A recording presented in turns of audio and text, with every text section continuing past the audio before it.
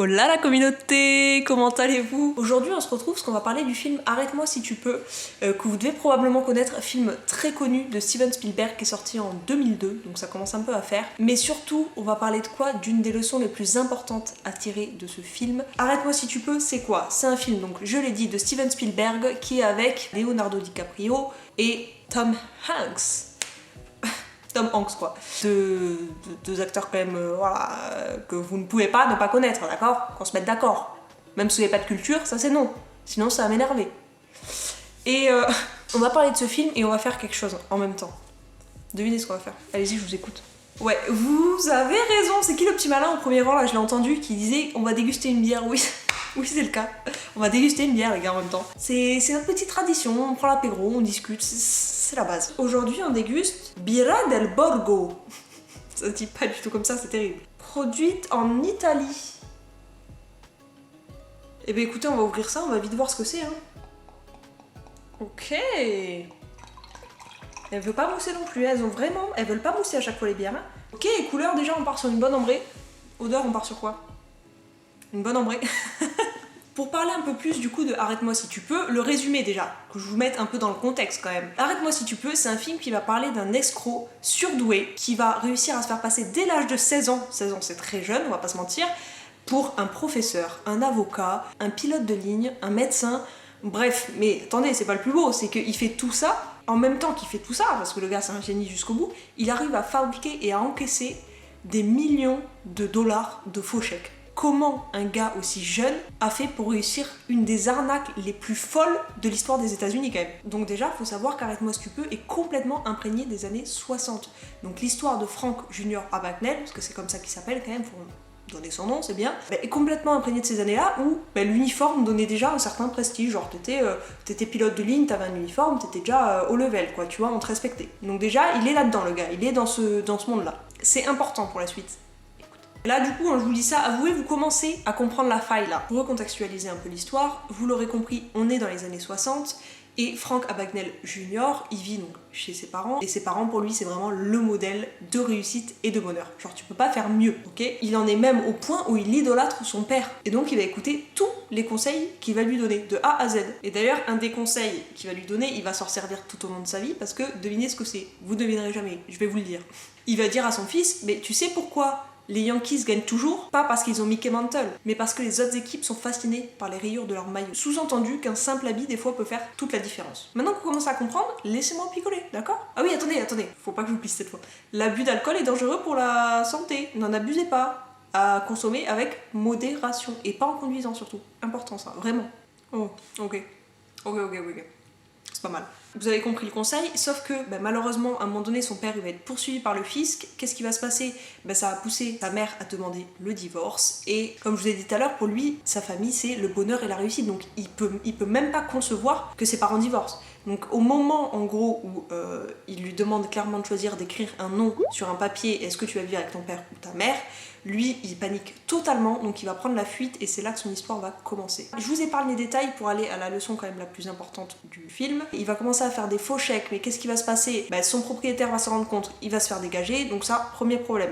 Deuxième problème, là, il va essayer d'encaisser en fait des chèques provenant d'une autre banque dans une autre banque. Vous avez compris ou pas? C'est pas très clair mon histoire, mais vous avez compris. Et qu'est-ce qui va se passer? Forcément, ça va engendrer un refus, mais lui au moment où il va sortir de la banque, là il va voir qu'il sort d'un taxi, un pilote de ligne avec plein d'hôtesses de l'air et tout à côté, il va voir qu'on leur demande des autographes, que c'est des gens respectés et tout, et dans sa tête, qu'est-ce qu'il va se dire?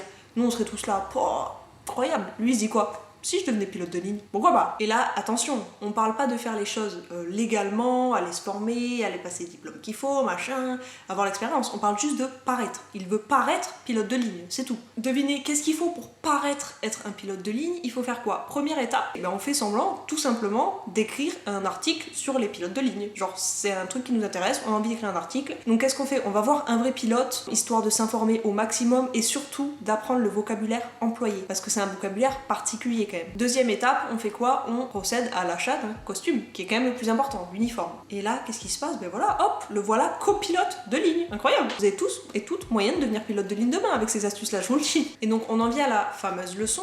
Donc là, qu'est-ce qu'il va faire? Là, il va pouvoir enfin encaisser des faux chèques à foison avec son petit uniforme, là il est respecté, maintenant c'est ok. Sachant que son discours et sa demande n'ont strictement pas changé. La seule chose qui a changé, c'est qu'il vient maintenant avec son costume. Alors selon vous, pour quelle raison l'uniforme va complètement changer la manière dont les gens le perçoivent et surtout la confiance que leur accordent les gens quoi? Là, le gars il se pointe avec l'uniforme, il a rien changé d'autre.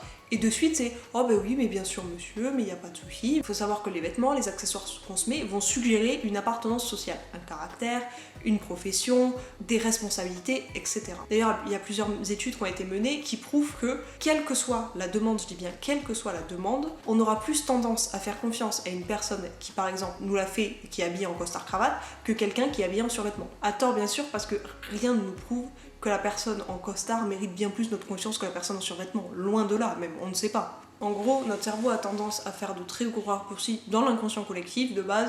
Costard, ça veut dire richesse, ça veut dire également responsabilité, ça veut dire confiance, ça veut dire respect, et pourtant, survêtement, ça veut dire arnaqueur, ça veut dire malpropre, c'est tout. Et là, donc, j'aimerais votre avis sur quelque chose en commentaire, c'est-à-dire que pour Franck, on va pas parler de manipulation d'esprit, il va pas manipuler les esprits des gens, mais il va manipuler le contexte, la manière dont les gens le perçoivent. Mais du coup, est-ce que manipuler le contexte ne revient pas à manipuler l'esprit des gens au final? Car forcément, si on manipule le contexte, on va manipuler également la perception de la cible pour ce contexte. Je veux votre avis, qu'est-ce que vous en pensez? Est-ce que c'est la même chose pour vous, manipuler le contexte? Est-ce que ça revient à la même chose que manipuler l'esprit des gens, ou est-ce que c'est vraiment deux choses différentes? Bon, Franck, là vous imaginez bien, il est sur sa lancée, le gars il est pilote de ligne. Il est sur sa lancée et il a envie de se tester plein de métiers, il est là, il se fait kiffer. À chaque fois qu'il va vouloir du coup expérimenter certains métiers, il va jouer la carte du paraître uniquement. Ça va même en devenir tellement il va la faire, ça va devenir une carrière réelle pour lui, il ne fait que ça. Il est vraiment dans son monde, mais la seule personne qui va réussir à le ramener à la réalité à chaque fois, ça va être Tom Hanks qui joue du coup le policier qui va l'arrêter, qui s'appelle Carl Enrati. Donc vous avez compris, l'idée principale du film, c'est celle-ci, c'est on dit l'habit ne fait pas le moine, mais dans le film c'est un peu l'inverse, c'est l'habit fait clairement le moine. Déjà pour en finir sur ce film, j'ai envie de vous donner quelques petites anecdotes,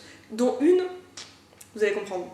La première, c'est Johnny Depp aurait dû jouer à la place de Leonardo DiCaprio. Oui, Johnny Depp. Imaginez Johnny Depp, là, regardez ce que ça aurait donné. Je sais pas, c'est peut-être d'avoir vu le film avec Leonardo DiCaprio, hein, mais je préfère avec Leonardo DiCaprio. Donc voilà, Johnny Depp a refusé le rôle, donc le rôle est parti chez Leonardo DiCaprio. Et pour la petite info, le véritable Frank Junior Abagnale, du coup, est vraiment apparu dans ce film-là. Il va jouer un policier à un moment dans le film. Je vous mettrai l'extrait. Ah, attendez, il reste 2 anecdotes, laissez-moi picoler.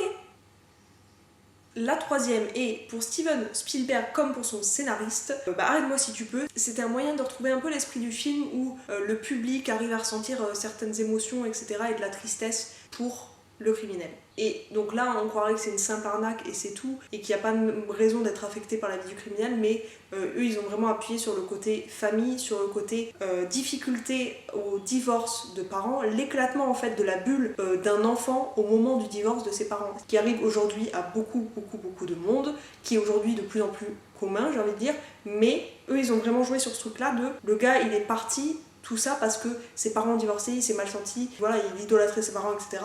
Et donc ça a donné toute l'histoire autour de ça en fait. 4e anecdote, mais pas des moindres, je risque de tout casser, je suis désolée d'avance. Mais il s'avère que, selon le journaliste Alan Logan, l'histoire que Frank Abagnale Jr. a racontée et qui est dans le film est peut-être le plus grand canular de toute sa vie. Apparemment, il s'est pas du tout passé ce qu'il s'est passé réellement dans le film et ce que Frank Junior Abagnale a raconté. Il s'est passé qu'effectivement, Frank a réussi à devenir pilote de ligne, que pendant quelques semaines, on n'est pas du tout sur les temps annoncés dans le film, etc. Mais pendant quelques semaines, il a réussi à devenir pilote de ligne. Il s'est lié d'amitié apparemment avec une hôtesse de l'air qui s'appelait Paula Parks. Apparemment, il l'a suivi sur toute la côte de l'Est, il a identifié ses horaires de travail et tout par des moyens vraiment douteux. Et en fait, il s'avère qu'il a essentiellement traqué la femme. Voilà son histoire. Il a traqué une nana tout le long de son périple. On n'est pas du tout sur une arnaque qui l'aurait montée, qui aurait duré des années, on est sur un truc de quelques semaines, donc on est loin des faits racontés. Et jamais, surtout, il n'a été placé sur la liste des personnes les plus recherchées du FBI. Jamais apparemment. Alan Logan d'ailleurs a écrit un bouquin là-dessus, où il raconte justement que tout ça c'est une tromperie, que c'est une supercherie totale, et il l'a écrit, je crois, je suis pas sûre, je vais pas vous dire de bêtises, mais en collaboration avec Paula Parks, la personne qui l'aurait suivi apparemment tout le long. Est-ce crédible? N'est-ce pas crédible? Je ne sais pas non plus. Qu'est-ce que vous en pensez vous? Dites-moi. J'attends vos réponses là, dans les commentaires. Alors attendez, je lis les commentaires. Ta vidéo est incroyable, ok, merci les gars, ça fait plaisir. Tu es une personne extraordinaire. Ok, merci, merci gros. Et qu'est-ce que vous avez pensé du film du coup, j'ai pas vu. Je t'envie énormément. Ok, bon bah écoutez, merci. Petite dégustation de fin, vous la connaissez celle-ci. Elle est vraiment pas mal. Hein. Alors j'aime beaucoup les ambrées, je sais pas vous. Elles ne moussent pas, ça je suis désolée mais ça m'emmerde. Les bières qui moussent pas, pour moi c'est compliqué. Hein. J'adore la petite mousse du dessus là, c'est comme la mousse d'un café ou la mousse, vous voyez. Il y a quand même un... Ça manque quand ça y est pas quoi. Donc je lui donnerai un petit... Ah je suis hésitante, entre 12 et 13, qu'est-ce que je lui donne? Allez, on va être tolérant. Je vais lui mettre un 12 et demi. C'est bien non? On fait des compromis dans la vie. Elle est assez légère quand même pour une ambrée je trouve. Bah écoutez, voilà la conclusion. Un petit 12,5 pour la bière. Le film était vraiment cool. Pour ceux qui l'ont pas vu, n'hésitez pas à aller le voir. Et surtout, le plus important à faire pour vous, si vous voulez réussir dans la vie, si vous voulez avancer, si vous voulez gagner de l'argent, abonnez-vous à ma chaîne. Moi j'ai jamais vu quelqu'un réussir sans s'être abonné à ma chaîne. Ça va de soi, ça va avec, ok? Je te laisse 2 secondes de plus. Je bois ma bière en attendant. Tu t'es abonné? Oh, il y en a un qui est rebelle là, je vois qu'il s'est toujours pas abonné. J'attends encore. Là tu me fais plaisir avec. Là tu me fais plaisir. Ça c'est bonheur. Je pose le verre et je vous récupère, comme d'habitude, pour vous dire au revoir. Ok. Et ben écoutez, on se fait de gros bisous et on se dit à vendredi prochain comme d'hab. Bisous.